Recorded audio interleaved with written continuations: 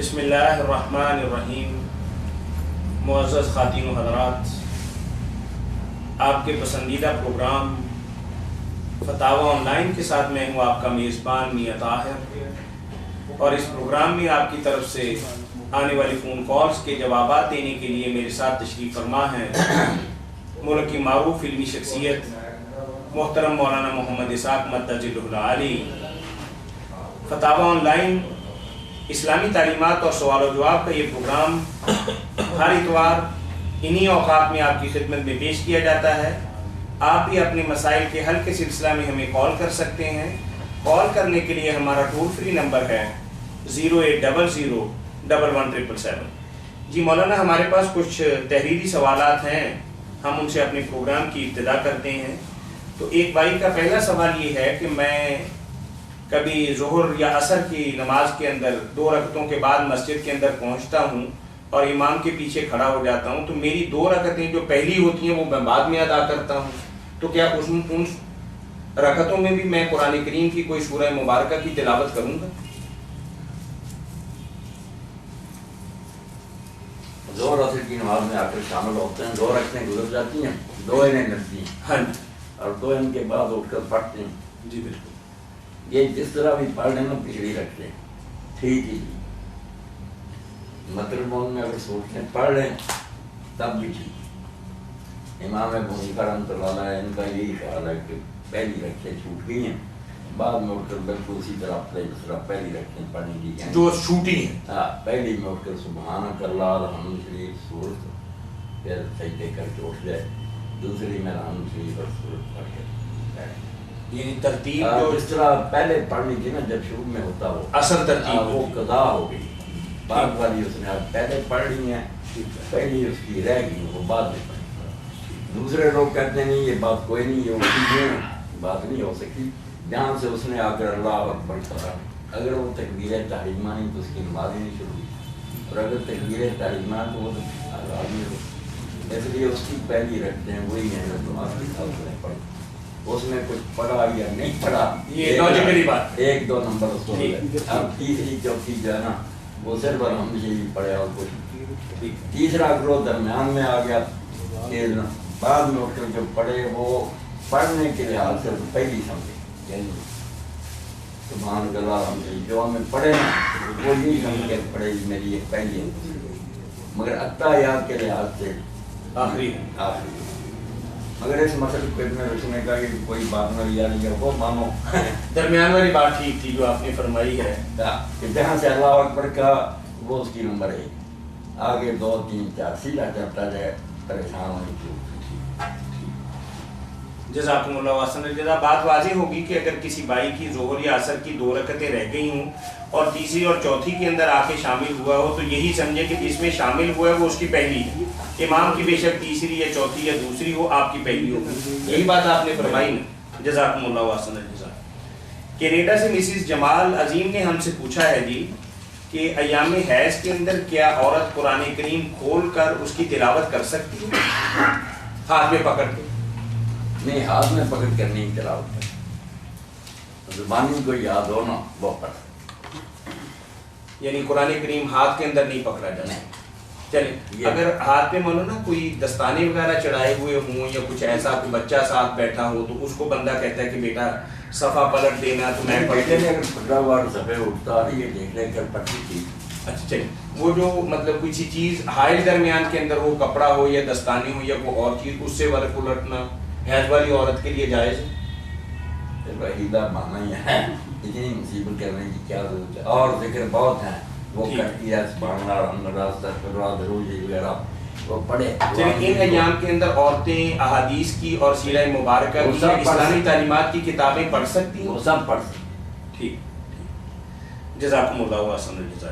اب بات واضح ہوگی کہ ان ایام کے اندر عورت قرآن کریم کی زبانی تلاوت کر سکتی ہے لیکن قرآن کریم کو ہاتھ لگانا ٹھیک جائز نہیں۔ تو سوال ہے کہ ہمارے پاس ہمارا ایک دوست کاروبار کرتا ہے اور اس کا نام عبداللہ، فاطمہ، حسن، حسین، علی، عمر، ابو بکر، عثمان، صدیق وغیرہ کے نام سے اس کا نام شروع ہوتا ہے۔ تو بھائی کہہ رہے ہیں کہ اگر وہ وزٹنگ کارڈ بناتا ہے تو جب اس کا وقت یا ضرورت ختم ہو جاتی ہے تو ہم ان چیزوں کو زمین پہ پھینک دیتے ہیں، تو اس سے ان اسلامی ناموں کی بے حرمتی نہیں ہوتی؟ تو اگر آدمی اس کی بجائے ایم ایس لکھ لے محمد صدیق اور ابو بکر کی جگہ اے زیڈ بنا دے کہ ابو بکر ذوالفقار وغیرہ، تو کیا ہے زیادہ بہتر نہیں؟ کر لے ایسے جتنا ہو سکے نا، یعنی اے ڈی اللہ دیتا بنا لے بجائے اللہ دیتا بچنا چاہیے، نیک ہے ارادہ اس کا، لیکن اس سے مولانا مقصد پورا نہیں ہوتا، کیونکہ آپ کسی ادارے کے اندر جاتے ہیں تو آپ اپنا نام کہتے ہیں کہ میرا نام اے ڈی ہے، تو اس کے شناختی کارڈ کے اوپر اللہ دیتا لکھا ہوتا ہے۔ اگر آپ کو کوئی امانت ان کے پاس ہے تو آپ کو قطع نہیں دیں گے، خاص طور پر بینک والے تو اگر آپ نے مخفف رکھا ہوا ہے۔ ہاں اپنا شناختی کارڈ یا آپ اپنا وزٹنگ کارڈ ان کو دیں گے تو آپ کی بات سنیں گے اور آپ کا کام بھی کریں گے، اور جو آپ کی امانت ہوگی آپ کے حوالے بھی کریں گے۔ بینک وغیرہ کے لیے دستاویز ہے تو ہمارے شناختی کارڈ ہے نا وہ دکھائے گا، اگر اسے نام بھی پورا بتائیے، یہ دوسرا ہے نا کہ تو زمین پر پھینک دیے جاتے ہیں، ان کی بات کے پر یہ ٹھیک ہے۔ جزاکم اللہ واحسن الجزا۔ ہمارے دوست یہاں تشریف فرما ہے، انہوں نے بہت ہی اچھا ایک سوال پوچھا ہے کہ میں گردے کا مریض ہوں اور گرمیوں میں روزے آئے تھے تو پانی بہت زیادہ پیا جاتا ہے اور میری استطاعت نہیں تھی کہ میں روزہ رکھ سکوں، تو آپ جیسے صاحب علم لوگوں نے بتایا کہ میں اپنے روزے قضا کر کے سردیوں کے دنوں کے اندر رکھ سکتا ہوں۔ کہتے بدقسمتی سے سردیاں شروع ہوئی تو آج کل کرتے کرتے میں صرف 15 روزے ہی رکھ سکا ہوں اور 15 میرے ذمے ابھی بقایا ہے، تو ان حالات کے اندر موسم بھی بدل گیا ہے، میں مزید روزے بھی نہیں رکھ سکتا، اب میرے لیے شریعت اسلامیہ کی روشنی میں کیا حکم ہے، وضاحت فرمائیں۔ اگر تو میرے بھائی کی حالت ایسی نہیں کہ روزے نہیں رکھ سکتے اور رکھے تو تکلیف کا اندیشہ، تو اس کو روزے نہیں رکھنے چاہیے، کوئی نیکی نہیں پیٹ کو روزے نہ رکھے، ان کی جگہ دیا گیا ایک مسکین کا کھانا جو ہے نا روز کا، اس حساب سے بنا کرنا، درمیانے درجے کرنا، بہت آرام کیا۔ اس کا کوئی مزید کفارہ بھی ہوگا، کیونکہ وہ کچھ ان کی سستی کی وجہ سے ایسا ہوا ہے کہ موسم تو بہت اچھا تھا 4-5 مہینے، لیکن یہ سوچ کے کہ یار 10 دن ٹھہر جائیں اگلی شادی کے بعد یا فلاں رسم کے بعد، یا کوئی بات نہیں میں ابھی رکھ لوں گا، ایسے سستی کی وجہ سے لیٹ کرتے گئے۔ نہیں سستی کیا، دین میں جا دیجیے نا، اگلا رمضان آنے تک اس کو ٹھیک ٹھیک۔ اگر اس کی حالت ایسی ہوگی نہیں رکھ سکتا تو نہ اس تکلیف میں پڑے۔ ٹھیک ہے۔ چلیے کینیڈا سے ہمارے بھائی ہیں جمال عظیم صاحب، انہوں نے ایک تو آپ کو بہت زیادہ سلام کہا ہے، دعا کی درخواست کی ہے، آپ کے پروگرام کے بارے میں انہوں نے کہا ہے کہ الحمدللہ یہ پوری دنیا کے اندر اپنی نوعیت کی واحد کاوش ہے کہ ایک جگہ پہ عالم دین بیٹھتے ہیں اور خاص وقت پر خاص کال کر کے ہم اپنا جواب لے سکتے ہیں۔ پہلے تو آپ کو مبارکباد دی، آپ کو دعائیں بھی دیں اور آپ سے دعاؤں کے طلبگار بھی ہیں۔ ان کا سوال یہ ہے کہ وہ کہتے ہیں کہ میں ٹرانسپورٹ کے شعبے سے منسلک ہوں، 14-15 گھنٹے کی میری کینیڈا کے اندر ڈیوٹی ہے اور کسی سڑک پہ ہم نماز بھی نہیں پڑھ سکتے، تو کہتے ہیں کہ مجھے اپنی ڈیوٹی پہ تہجد کے وقت جانا پڑتا ہے، تو میں تہجد کی نماز بھی الحمدللہ پڑھتا ہوں، لیکن اگر میں اس وقت فجر پڑھ لوں، کیونکہ اگر میں وقت پر پڑھنا چاہوں تو میں نہیں پڑھ سکتا، تو میرا مولانا سے یہ سوال ہے کہ کیا میں وقت سے پہلے نماز فجر کی ادائیگی کر سکتا ہوں؟ وقت سے پہلے تو نماز کی ادائیگی کا دین میں کوئی تصور نہیں، بعد میں ہے کہ اگر نہیں وقت پر پڑھ سکتے تو اور اصل کے ساتھ اگر آپ چلا کر کے پڑھ لیں، اور اگر ممکن ہو گاڑی میں بیٹھے بیٹھے آپ چلاتے ہیں، جدھر کو گاڑی جا رہی نہ اٹھے نہ سجدے کریں، بس اشارے سے ہی نہ اللہ اکبر پڑھیں، تھوڑا سا سر جھکا دیں، گاڑی کو چلنے دیں اور وقت کے اندر پڑھ لیں، تو یہ سب سے خدا کی ہے نا، وقت سے پہلے تو نماز ہی نہ ہو سکے، نہیں مولانا آپ یہ پڑھ لیں، بے شک قبلہ رخ نہ ہو، گاڑی چلتی رہے، آپ تھوڑا سا سر جھکا کرنا، یہ فرض نمازوں کے اندر بھی یہ گنجائش کر ہے۔ سکتے، اور لمبا چوڑا جو ہے نا کہ 3 تسبیحیں 4 اتنا نہ کرے، جو ہے نا کہ 3 تسبیحیں 4 اتنا نہ کرے، سبحان ربی العظیم ایک بار بس کافی، اس کا اس حالت میں نماز ادا کرنا ہماری اطمینان سے پڑھی سے انشاءاللہ 1000 درجہ بہتر۔ عقلی اعتبار سے تو آپ کی بات سمجھ میں آتی ہے، کیا نقلی اعتبار سے بھی آپ کوئی دلیل مرحمت فرمائیں گے؟ بالکل یہی بات نہیں، کوئی اس کی دلیل مطلب دلیل وہی کشتی والی ہے، کشتی سے اتر نہیں سکتے تھے لوگ، تو کہا کشتی میں پھر وہ نماز پڑھ لیں۔ ٹھیک ہے، جزاکم۔ جمال بھائی، آپ کے سوال کا بہت ہی خوبصورت جواب مولانا نے آپ جیسے بہت سے بھائیوں کے لیے دیا جو دیار غیر کے اندر رہتے ہیں اور نمازوں کے اوقات ان کے لیے کافی مشکل ہوتا ہے اس کو سنبھالنا، تو مولانا نے یہ فرمایا کہ آپ وقت سے پہلے تو نماز پڑھ ہی نہیں سکتے، نہیں، اور وقت کے بعد پڑھ سکتے ہیں، لیکن اس کی بجائے اگر آپ ڈرائیونگ سیٹ پر ہی بیٹھے بیٹھے اشارے کے ساتھ بے شک چند کلمات ہی ادا کریں، صرف فاتحہ کر کے سر کو جھکا دیں اور پھر ایک آدھ دفعہ تسبیح آپ کر لیں اور اس طریقے سے سلام پھیر دیں تو یہ اللہ تعالیٰ کے ہاں بہت زیادہ پسندیدہ عمل گنا جائے گا۔ سنت اور نفل وغیرہ چھوڑ دیں، صرف فرض ہی اس طرح پڑھ لیں، انشاءاللہ خیر ہے۔ جب سفر ختم ہو پھر اطمینان سے نمازیں پڑھیں، جو نمازیں سفر کے بعد آئیں وہ اطمینان سے پڑھ لیں، یا تو اس کو آپ مؤخر کر سکتے ہیں کہ اگلی نماز جب بھی آپ کو ملے اس کے ساتھ ملا کے پڑھ لیں، تو یا مولانا نے ایک درمیانی شکل بتائی ہے کہ آپ اپنی سیٹ پر بیٹھے ہوئے بھی اشارے کنائے کے ساتھ بھی نماز کی ادائیگی۔ مؤخر کرنا یا قضا کرنا جو ہے نا خطرے کی بات ہے، گناہ یہ ہے، نہ وقت سے پہلے نہ وقت کے، وقت کے اندر اندر میرے بھائی جس طرح آپ تھوڑا بہت سرخم کر سکتے ہیں نا کر لیں، بے شک قبلہ نہ ہو، سجدہ نہ کر سکیں، اشارہ ہی طرح کر لیں۔ ٹھیک ہے جی، ٹھیک ہے مولانا۔ ایک بھائی ہیں ہمارے حافظ نعمان صاحب امریکہ سے، آپ کے ساتھ بھی ان کا بہت اچھا رابطہ ہے، تو انہوں نے چند دن پہلے ایک سوال آپ سے پوچھا تھا کہ کیا حضرت عبداللہ بن عباس رضی اللہ تعالیٰ عنہ نے کسی ایسے ہوا کہ انہوں نے جمعہ نہ پڑھایا ہو اور اذان کے اندر ہی یہ بات کہہ دی ہو کہ الا صلو فی الرحال؟ نہیں، جمعہ تو پڑھایا انہوں نے، مگر اس لیے کہ کیچڑ ہے، لوگ اس طرح اگر ان کو کہیں حی علی الصلاۃ یہ تو پابند ہو جائیں گے آنے کے لیے، تو مشکل میں پھنسیں۔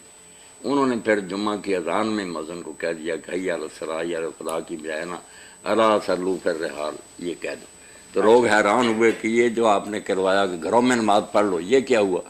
انہوں نے کہا جو کائنات کے بہترین تھے رسول کریم علیہ السلام، انہوں نے کروایا، تو میں اگر حی علی الصلاۃ کہتا تو جمعہ ان پر فرض ہو جاتا، آنا پڑتا، اس مصیبت میں پڑتے، کیچڑ میں کیسے دلدل میں دھنس جاتے ہیں۔ یہ صحیح بخاری سب کتاب میں، یعنی صحیح بخاری میں یہ روایت ہے۔ اچھا، تو ایسا بھی ہوا تھا کہ اس دن انہوں نے جمعہ اور عصر کی نماز کو ملا کے پڑھایا ہو؟ نہیں، یہ نہیں ذکر اس میں، آپ تو آئے تھے نا مسجد میں، تھوڑے سے بندے تھے کے ساتھ پڑھ لیا۔ ٹھیک ہے، ٹھیک ہے جی۔ مولانا بھائی کا سوال یہ ہے کہ ابھی بیٹھے بیٹھے انہوں نے ہمیں سوال بھجوایا ہے اور آپ سے رہنمائی چاہ رہے ہیں کہ وہ کہتے ہیں کہ کیا سجدہ سہو صرف فرض نماز ہی میں کرنا چاہیے یا نوافل یا سنتوں کے اندر بھی اگر کوئی کمی بیشی ہوگی ہو تو اس میں سجدہ سہو کرنا چاہیے، یا اس کا تعلق صرف فرض نمازوں کے ساتھ ہی ہے؟ خیال تو یہ بھی امت میں موجود ہے، کئی علماء بڑے بڑے یہی کہتے ہیں کہ فرض نماز جو ہے نا اس کو سنوارنا چاہیے، اس میں کوئی خلل ہو جائے تو سجدہ صاحب کرنا چاہیے، نوافل کی کیا بات ہے، جس طرح پڑھے جائیں،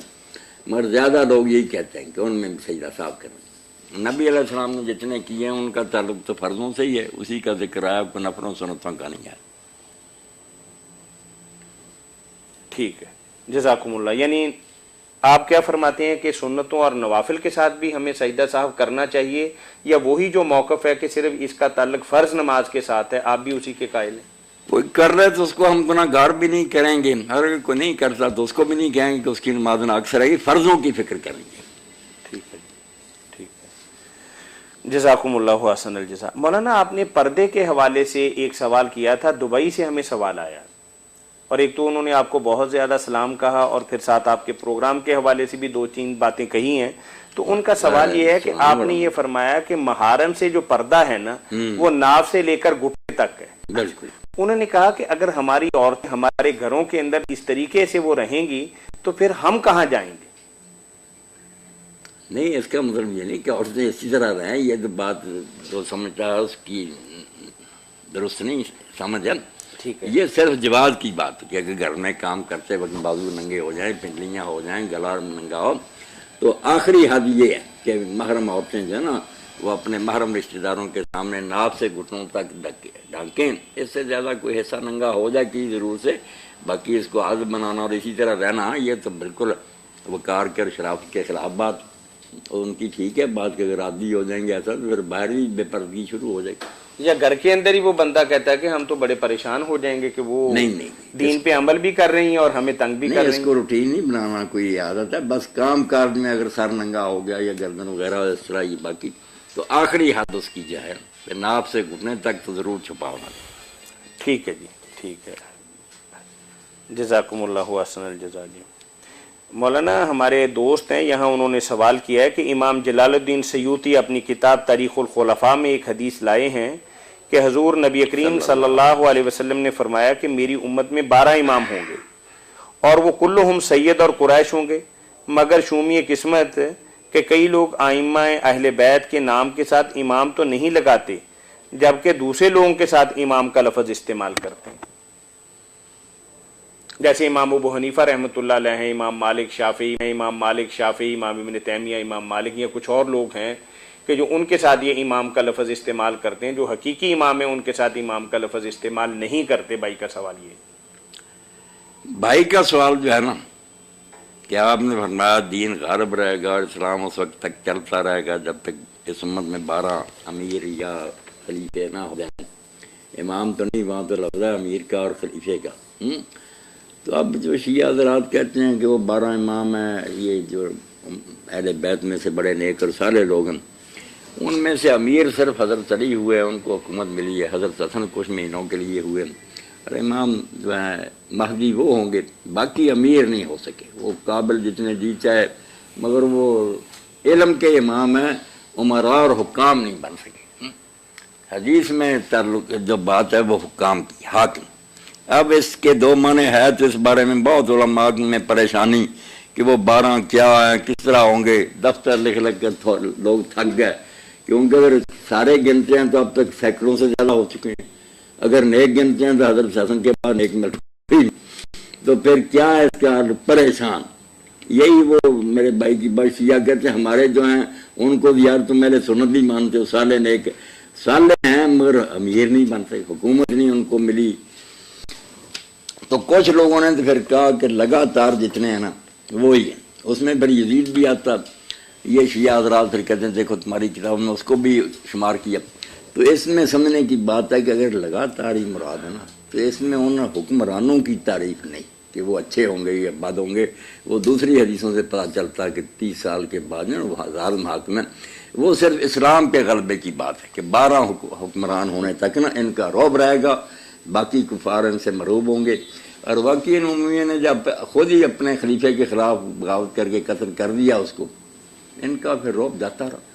2 حکومتیں بن گئی، اسپین میں الگ ہو گئی، عباسیوں کے الگ۔ تو اگر لگاتار مانے تو پھر خلیفے نیک بد نہیں، وہ بد بھی ہو سکتے ہیں، مگر وہ پیریڈ بتایا گیا کہ 12 حکمرانوں تک میں اسلام کا رعب رہے گا۔ اسی طرح یا پھر جو امام ابن تیمیہ اور ابن کثیر نے کہا کہ 12 ہوں گے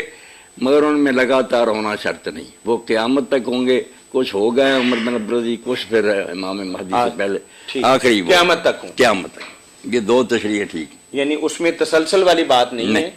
صرف یہ کہ کوانٹٹی پوری ہوگی، 12 ہو جائیں قیامت تک نیک۔ اچھا، امامت کا درست مفہوم کیا ہے مولانا آپ کی نظر میں؟ امامت جیسے آدمی کو لوگ اپنا لیڈر مانے، پیشہ مانے، اگر علم میں مانے تو علم کا امام ہے، نماز میں کھڑا کر رہے ہیں اگر اس کی ابتدا میں نماز پڑھیں وہ امام صلاۃ ہے، اگر حکومت اس کو دے دی جائے تو امامت کبریٰ ہے اس کی۔ ٹھیک، مطلب اس کا یہ ہے کہ دنیاوی اعتبار سے کسی کو مطلب نیک صالح انسان کو اپنا بڑا بنا لیا جائے، یا دینی اعتبار سے کسی کو اپنا پیشوا سمجھ لیا جائے؟ برے کو بھی جیسے بنائے، قرآن کہتا نا کہ وہ فرعون کے ائمہ تھے، وہ دوزخ کی طرف بلاتے تھے، برے بھی امام ہیں، نیک بھی ہے، جو بھی کسی قوم اور امت کا پیشوا بنا ہوا ہے جس کے وہ پیچھے چل رہے ہیں، نیک ہے تو ان کی اچھی قسمت ہے، بد ہے تو بھگتتے پھریں گے۔ ٹھیک، جزاکم اللہ حسن الجزا۔ وَجَعَلْنَاهُمْ أَئِمَّةً يَهْدُونَ إِلَى الْحَقِّ۔ بھائی کا سوال یہ ہے کہ کیا یہ بات صحیح ہے کہ ابن عباس رضی اللہ تعالیٰ عنہ اپنے کسی شاگرد کو یا مرید کو بچانے کے لیے اعتکاف سے باہر آ گئے تھے اور باہر نکل کے رو بھی پڑے تھے؟ نہیں، یہ میرے ذہن میں ایسی کوئی بات نہیں۔ ٹھیک ہے، حضرت حسن رضی اللہ عنہ کے بارے میں آج لکھا ہوا کہ ایک شخص آیا، یہ اعتکاف میں تھے تو اس کے ساتھ ہی اٹھ کر چلے گئے، تو کسی نے یاد دلایا کہ آپ تو اعتکاف میں، میں 30 دن مسجد نبوی میں اعتکاف کروں، اس سے بہتر ہے کسی حاجت مند کے ساتھ جاؤں اور اس کا وہ کام کرا دوں۔ ٹھیک ہے مولانا، ہمارے بھائی ہیں آدم قریشی، یو کے میں رہتے ہیں، ماشاءاللہ، وہ آپ سے پہلے بھی پوچھتے رہتے ہیں۔ ایک سوال ان کا پچھلے دنوں آیا بھی تھا جس کا آپ نے بہت ہی خوبصورت جواب دیا تھا کہ اللہ تعالیٰ نے ایک آدم کو پیدا کیا تھا یا نسل آدم کو ہی پیدا کیا تھا جو اتنی مخلوقات دنیا کے اندر پائی جاتی ہے؟ انہوں نے ایک جی آدم ایک کیا، وہ آپ نے وضاحت فرما دی تھی 3 ہفتے پہلے۔ تو آج ان کا ایک اور ای میل کے ذریعے سوال ہمیں موصول ہوا ہے اور اس میں وہ فرماتے ہیں کہ 7 زمینیں اور 7 آسمان، اس کی ایک تھوڑی سی تفصیل بتا دیں۔ کہ یہ کس اعتبار سے ہم 7 زمینیں شمار کریں گے اور کیسے ہم 7 آسمان شمار کریں گے؟ کہ ہم تو یہ کہتے ہیں کہ اللہ تعالیٰ آسمانوں میں ہے یا آسمان سے ہمیں رزق آتا ہے، تو پھر ہمیں کچھ تفصیلات تھوڑی سی آپ اس کی جو گنجلک سی ہے وہ بتانی پڑے گی کہ کس آسمان سے ایسا ہوتا ہے کہ اللہ کون سے آسمان پہ ہیں؟ اللہ کا تو کیا ہم بتائیں، ہم اس کے بارے میں کچھ بھی نہیں جانتے، بس یہی ہے کہ وہ ہے اور ہم اس کے بندے ہیں۔ باقی 7 آسمان تو قرآن میں بہت مرتبہ آیا کہ اللہ نے 7 آسمان بنائے۔ زمین ایک ہی صورت ہے جس میں اشارہ کیا کہ اللہ سورہ طلاق میں فرماتا ہے کہ اللہ نے 7 آسمان بنائے، وَمِنَ الْأَرْضِ مِثْلَهُنَّ، اور انہیں کی طرح زمینوں میں سے ہی بنایا۔ حدیث پاک میں 7 آسمان 7 زمینوں کا بہت ذکر ہے، واضح بیان کے قرآن میں 7 آسمانوں کا بار بار ذکر ہے، زمین کا ایک ہی دفعہ ہے، ہاں زمین کا ایک ہی سورہ طلاق کے طلاق کے جزاکم اللہ۔ حدیث پاک میں بہت ہے، اسی لیے کہا نا کہ جو ایک برش پر کسی کی زمین زبردستی چھین لے غاصبانہ، تو 7 زمینوں تک پھر ہونا اللہ تعالیٰ وہ ٹکڑا بنا کر اس کے گلے میں ڈالے گا اور جہنم میں پھر اس کو لے کر بھونتا رہے گا۔ اس 7 آسمانوں کیا کی 7 آسمان؟ تھوڑی سی اس کی وضاحت فرمائیں۔ نہیں وضاحت کچھ نہیں، بس ہمیں نا مہمیز دی ہے، بس ذرا ایڑی لگائی ہے کہ آگے سے آگے چلو، زمین اور بھی آسمان اور بھی ہے۔ ٹھیک ہے جی۔ ان کا دوسرا سوال یہ ہے مولانا، اسی رنگ و بو میں الگ کر نہ رہ جائے۔ انگریزی میں انہوں نے لکھا ہے کہ where is the location of جوج ماجوج اینڈ دجال، یعنی جوج ماجوج کہاں پائے جاتے ہیں، اور دجال کے بارے میں بھی تھوڑی سی انہوں نے آپ سے رہنمائی اور وضاحت چاہی۔ یاجوج ماجوج کے بارے میں تو ہم اپنے بھائی سے کچھ تعاون کر سکتے ہیں کہ یاجوج ماجوج جیسے لوگوں کے تصور میں نے کہ وہ بارشتی اتنا ان کا قد ہے، کان اتنا لمبا ہے کہ نیچے بچھا لیتے ہیں کہ اوپر لے لیتے ہیں، اور ان کی ایک اور جو ہے نا وہ 1000 بچہ جانتی ہے، اور یہ ہے، یہ سب افسانے ہیں، دین سے ان کا کوئی تعلق نہیں۔ یہ یاجوج اور موجوج نوح علیہ السلام کے بیٹے یافس کے 2 بیٹے ہیں، پوتے ہیں نوح علیہ السلام کے، ان کی جو نسلیں ہیں نا وہ یاجوج ماجوج کی نسلیں، یہ نہ کوئی گالی ہے نہ کوئی برا لفظ ہے، یہ سارا وسط ایشیا جو ہے نا، تاشقند، بخارا، سمرقند، یہ ساری قومیں جتنی ہیں یہ انہی کی اولاد، یہ ایشیا جس کو یوکرائن، یہی ان کا علاقہ۔ ٹھیک ہے۔ انہی سے بچنے کے لیے لوگوں نے چاروں طرف سے نا پھر دیواریں بنائی ہوئی ہیں، کچھ گر گئی ہیں، کچھ اب بھی قائم میں فسادی تھے، جب بھی زیادہ تعداد میں ہو جاتے تھے پھر یورپ کی طرف چلے جاتے، ہندوستان کی طرف آ جاتے، یہ آریہ وغیرہ بھی انہی کی شاخیں تھیں، مگر دوسرے علاقوں میں جا کر کچھ مہذب بن جاتے تھے۔ یاجوج ماجوج تو یہی قیامت سے پہلے نا ان کا بڑا فتنہ ہوگا، دوبارہ اٹھیں گے، یہ کیا کریں گے پھر؟ تباہی مچائیں گے۔ جیسے اب سوشلزم لوگوں نے بہتا 70-80 سال ہے، اسی طرح کے فتنے پھر کھڑے کریں، علاقہ فتنوں کا، جب بھی انہیں موقع ملتا ہے نا۔ ٹھیک ہے، جزاکم اللہ احسن الجزا۔ فتاوی آن لائن اسلامی تعلیمات کا پروگرام ہر اتوار عصر تا مغرب آپ کی خدمت میں پیش کیا جاتا ہے۔ اس خوبصورت پروگرام میں جوابات دینے کے لیے حسب معمول تشریف فرما ہوتے ہیں ملک کی معروف علمی شخصیت، وحدت امت کے داعی محترم مولانا محمد اسحاق مدد العالی۔ اسلامی تعلیمات اور سوال و جواب کا یہ پروگرام فتاوی آن لائن ہر اتوار عصر تا مغرب آپ کی خدمت میں پیش کیا جاتا ہے۔ آپ بھی اپنے مسائل کے حل کے سلسلہ میں ہمیں کال کر سکتے ہیں۔ کال کرنے کے لیے ہمارا ٹول فری نمبر ہے 08001177777۔ یاد رہے کہ یہ پروگرام ہر اتوار عصر تا مغرب آپ کی خدمت میں پیش کیا جاتا ہے، اور آپ تحریری فتویٰ کے حصول کے سلسلہ میں بھی ہمارے ادارہ سے رابطہ قائم کر سکتے ہیں، اور اس کا تحریری جواب بھی آپ کو دیا جاتا ہے۔ مولانا یہ بات آپ نے بتا دی کہ یوج ماجوج جو ہے یہ قرب قیامت کی نشانیوں میں سے ایک ہے، یا اس سے پہلے ان کا جو قصد ہے نا خروج، خروج سے لوگوں نے سمجھ لیا نا کہ وہ پنجرے میں باندھے وہاں سے نکلیں۔ خروج کا معنی نکلنا بھی ہے، شورش بھی ہے۔ جب لوگ باغی ہو جاتے ہیں حکومت کے خلاف تو اسے خروج ہی کہتے ہیں نا، کہ نکل آئے بازاروں میں آ گئے اور انہیں ہنگامے برپا کر دیے۔ فتنہ خروج یاجوج و ماجوج ہے نا۔ ٹھیک ہے، اس سلسلہ میں نے ایک کتاب مجھے یاد آ رہی ہے، آپ بھی شاید اسی کی نشاندہی فرمائیں گے۔ مولانا ابوالکلام آزاد رحمۃ اللہ علیہ نے ایک کتاب لکھی ہے، پیاری کتاب، وہ اصل میں ان کی تفسیر کا حصہ، اصحاب الکہف، الگ کتاب نہیں ہے، ماجوج ذوالقرنین، ان سب پر انہوں نے قصہ خضر اور موسیٰ ٹھیک وہ ہے تفسیر کا یعنی حصہ چلے، مولانا بھی ایک کتاب ہے آدم قریشی صاحب کو بتاتے چلیں اور دیگر دو احباب نہیں، ہمارا نہیں۔ پروگرام سن رہے ہیں کہ پاکستان کے ایک معروف اشاعتی ادارے طارق اکیڈمی نے مولانا ابوالکلام آزاد رحمۃ اللہ علیہ کی کتاب جو یاجوج ماجوج کے متعلق بہت مفصل اور بہت ہی زیادہ خوبصورت اور مستند کتاب ہے، بڑی طارق اکیڈمی فیصل آباد نے اسے شائع کیا ہے۔ مولانا اگر آپ اس کتاب کا مطالعہ کریں گے تو آپ کے ذہن کے اندر آنے والے بے شمار اشکالات جو ہیں الحمدللہ وہ حل ہو جائیں گے۔ اور آپ کے حوالوں سے انہوں نے ثابت جی کیا، ٹھیک ہے۔ بہت اچھا بتایا۔ جی ہمارے پاس ایک تحریری سوال ہے مولانا، کیا یزید کے کہنے سے امام حسن مجتبیٰ کی بیوی جودہ بن اشعث نے آپ کو زہر دیا تھا؟ جادہ نے انہوں نے پیش لکھ کے ڈالا ہے جی، پتہ نہیں کیا ہے۔ جادہ بنت اشعث نے آپ کو زہر دیا تھا تاکہ بعد میں تم سے شادی کر لوں گا، لیکن اس کے بعد بتا رہے ہیں کہ وہ مکر گیا۔ کیا واقعی ایسا ہوا تھا؟ اور جب ان کی قے آئی تو ان کے جگر کے ٹکڑے ان کے منہ کے راستے قے کی شکل کے اندر باہر نکلے تھے؟ یہ جو مسلمہ بات ہے کہ امام حسن علیہ السلام زہر سے ہی شہید ہوئے، یہ تو سب محدثین اور رخین نے لکھا، مگر زہر کس نے دیا، کس کے کہنے پر ایسی سازشیں جو ہیں ان کے بارے میں کو پتہ چلتا ہے، کوئی ثبوت چھوڑتا ہے، اندازے ہی ہوتے ہیں۔ تو یہ عون المعبود جو شرح ابو داؤد، اس میں مولانا شمس الحق عظیم آبادی نے تو یہی لکھا کہ یزید بن معاویہ کے اشارہ پڑھی نا، اس جادہ نے امام حسن علیہ السلام کو زہر دیا تھا۔ ٹھیک ہے۔ کتابوں میں زیادہ لوگ یہی دیا جو لکھتے ہیں، ابن حجر بھی کہ 3 بار دیا، آخری مرتبہ پھر بہت زیادہ تھے، جس سے جگر کے ٹکڑے ٹوٹی آ کر پھر ہاتھ میں گر گئے۔ یہ آدم قریشی امام صاحب، حسین علیہ السلام نے بہت پوچھا کہ بھائی کس پر شبہ ہوا، انہوں نے کہا کیا کرو گے، اس کو قتل کرنا چاہتے ہو؟ اگر وہی ہے جو میرا خیال ہے، میں نے اللہ پر معاملہ چھوڑا، وہ بہترین کام دینے والا، اور اگر نہیں تو کیوں خام خواہ لوگوں کو قتل کرنا؟ بس ٹھیک ہے۔ یہ آدم قریشی صاحب کا تیسرا سوال ہے جو یو کے سے ہمیں جو میل کے ذریعے ملا ہے، what is the status of حدیث in which it is said علماء آف دس امہ are equal to prophet of بنی اسرائیل؟ یعنی وہ حدیث مبارکہ ہے نا کہ یعنی علماء امتی کا انبیاء بنی اسرائیل، ہاں بالکل، الفاظ عربی میں یہ پڑھے جاتے ہیں۔ جی بالکل، اس کا ہی پوچھا ہے کہ وہ حدیث کس پائے کی ہے اور اس کی تھوڑی وضاحت بھی فرما دیں۔ آدم صاحب اللہ تعالیٰ آپ کو خوش رکھے، پایا اس کا کچھ نہیں، ایک تو ہوتا نا چلو کچھ کمزور ہو، نہیں کمزور بھی نہیں،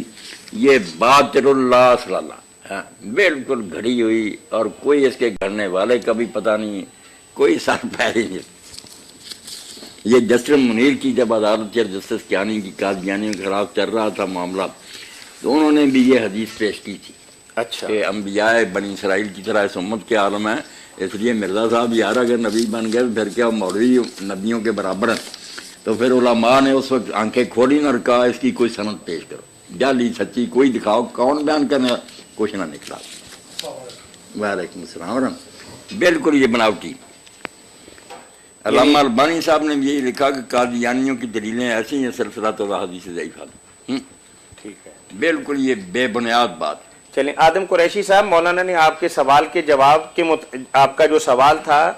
کہ جس میں امت کے علماء بنی اسرائیل کے انبیاء کی طرح ہیں، تو مولانا نے بڑی وضاحت کے ساتھ بتایا کہ یہ بالکل بے بنیاد، اس کو حدیث ہی نہیں کہا جا سکتا، کچھ نہیں کہنا، یہ حدیث ہے ہی نہیں۔ چلیں مولانا، یہ دیار غیر کے اندر رہنے والوں کے کچھ مسائل ایسے ہیں کہ ہمارے علماء اس کے بارے میں بہت ہی دو ٹوک قسم کی بات نہیں کرتے، تو بھائی نے پھر ہم سے یہ پوچھا ہے کہ ہم ایسے ملک کے اندر رہتے ہیں کہ آپ کی طرح آزادی کے ساتھ 5 وقت ان کے خاص اوقات پر ہم نماز کی ادائیگی نہیں کر سکتے، تو کیا ہم مستقل بنیادوں پر جب تک یہاں رہتے ہیں تو کیا ہم یہاں اپنی نماز جو ہے ظہر اثر ملا کے یا مغرب عشاء ملا کے پڑھ سکتے ہیں؟ اگر الگ الگ پڑھنا ممکن نہیں، کوشش تو یہی کرنی چاہیے نا کہ الگ الگ پڑھا جائے، جو ان کے اوقات ہیں ان پر ادا کی جائیں، بے شک سنت نفل وطر وغیرہ چھوڑ دیں، صرف فرضی وقت پر پڑھ لیں۔ اگر یہ بھی نہیں ہو سکتا تو پھر مجبوراً جمع کر لیں۔ مطلب اگر آپ ان کو جمع کرنے کی آزادی یا اجازت نہیں دیں گے تو وہ نماز چھوڑ دیں گے مولانا؟ نہیں، نماز وقت پر تو پڑھ نہیں سکتے، نماز نہیں چھوڑنی، جس طرح پڑھ سکتے ہیں پڑھیں، جمع کر کے پڑھ سکتے ہیں، اس طرح ہی پڑھیں، اچھا چھوڑیں نا نماز کا ترک کچھ۔ یعنی مولانا نے فرمایا کہ کوشش یہی کرنی چاہیے کہ ہر نماز کو اس کے وقت پر ادا کرنا چاہیے، اگر فرض محال آپ کو اس بات کی اجازت نہیں ملتی یا آپ کا ماحول اس کی اجازت نہیں دیتا تو آپ وقت ضرورت 2 نمازیں ملا کے بھی پڑھ سکتے ہیں۔ نماز کو جمع کرنے کی ایک شکل ایسی ہے جس پر ساری امت متفق ہے، وہ مشکل بھی کر لینا کوئی بات نہیں، پھر حنفی بھی راضی ہیں سارے، وہ جمع سوری کہ دیکھنے میں جمع ہے۔ مائک لا کے نا ادھروں ادھر لا کے گل پوری ہو جائے، گل پوری کراؤ۔ ایک منٹ اٹھی لائٹ چلانا یار موبائل کی بولے ਇਹਦੇ ਚੋਂ ਕੱਢੋ میں کٹنا توں کیوں کہندے ہیں سارے دوست جی ਉਹ ਕੱਢੋ ਨਾ نماز ਮੈਂ ਲਾਈਟ ਤਾਂ رکھਣਗੇ ਆ ਪ੍ਰੋਗਰਾਮ ਤੋਂ ਬਾਅਦ ਤੇ ਸੂਫੀ ਰਸ਼ੀਦ ਸਾਹਿਬ ਤਸ਼ਰੀਫ ਲਿਆਏ। ਇੱਕ ਤੇ ਇਹਨਾਂ ਦੀ ਨਵਾਸੀ ਬਿਮਾਰ ਆ, ਉਹਦੇ ਲਈ ਆਪਾਂ ਖਾਸ ਦੁਆ ਫਰਮਾਉਣੀ, ਅੱਲਾਹ ਤਾਲਾ ਸਿਹਤ ਤੰਦਰੁਸਤੀ ਦੇਵੇ। ਇੱਕ ਉਹਨਾਂ ਨੇ ਬੜੀ ਮੁਹੱਬਤ ਨਾਲ ਤੁਹਾਡੇ ਲਈ ਚਾय ਪਾਣੀ ਦਾ ਇੰਤਜ਼ਾਮ ਕੀਤਾ, ਉਹ ਤੁਸੀਂ اللہ اجر دے قبول فرمائے برکت ٹھیک کر لو گل ہاں جی کرنے لگے مہربانی کر یار 6 بج گئے اور تو کٹ لئی نا چلو مولانا پوری کر لو ہاں جی نمازیں جمع کرنے کی 2 صورتیں ہیں، ایک جمع حقیقی ہے کہ سچ میں جمع کرنا، یہ زور کا وقت ہے اس وقت کی اثر پڑ جائے، یا اثر کا وقت ہے زور کو لیٹ کر کے اس وقت پڑا جائے۔ اس میں تو کچھ جھگڑا ہے، یہ جائز ہے یعنی کچھ کہتے ہیں جائز ہے اگر آسنا مراد، مگر دوسری صورت جو ہے نا جمع سوری صورت سے نکلا کے دیکھنے میں وہ ہے کہ کٹھی پڑی، حالانکہ حقیقت میں وہ اپنے وقت تک پڑی۔ اس کے لیے بڑی عقل کی ضرورت میں اب تو خیر گھڑیاں کہ دیکھے زور کا آخری وقت کیا ہے، اس وقت 4 رکعتیں پڑھ لیں، ادھر اس کا سلام پھیرے، اس کے بعد اسی وقت اثر پڑھ لے، اثر کا وقت بھی شروع ہو گیا، زور کا ہے تو ٹھیک ہے، اس میں کسی کا اختلاف نہیں کہ پھر نہیں کوئی گناہ، ٹھیک ہے۔ زور کو اس کے آخر وقت میں پڑھنا اور اثر کو اس کے اول وقت میں پڑھنا، دونوں نمازوں کو درمیان میں لے آنا، اس پر پھر حنفی حضرات بھی راضی ہیں کہ نہیں یہ کوئی جمع نہیں ہے، دیکھنے میں جمع ہے، اپنے اپنے وقت پر اس نے نماز پڑھی۔ یہ میرے بھائی اگر کر لینا تو ذرا اختلاف سے نکل جائے۔ جی جزاکم اللہ مغرب کا بھی ہے کہ مغرب کو ذرا لیٹ کریں، عشاء کو ذرا پہلے پڑھیں، 45 منٹ یا 50 منٹ بعد نا سورج غروب ہونے کے دونوں کو اکٹھا کر لیں۔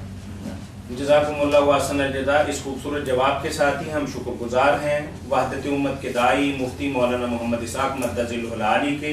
جو فتاوی آن لائن میں آنے والی فون کالز اور براہ راست پوچھے گئے سوالات کے جوابات مرمت فرما رہے تھے۔ آپ بھی گھر بیٹھے دینی رہنمائی حاصل کر سکتے ہیں۔ کال کرنے کے لیے ہمارا ٹول فری نمبر ہے 08000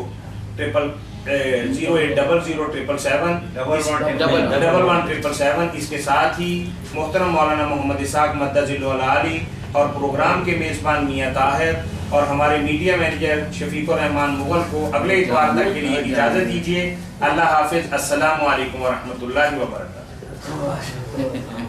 اللہ خیر سے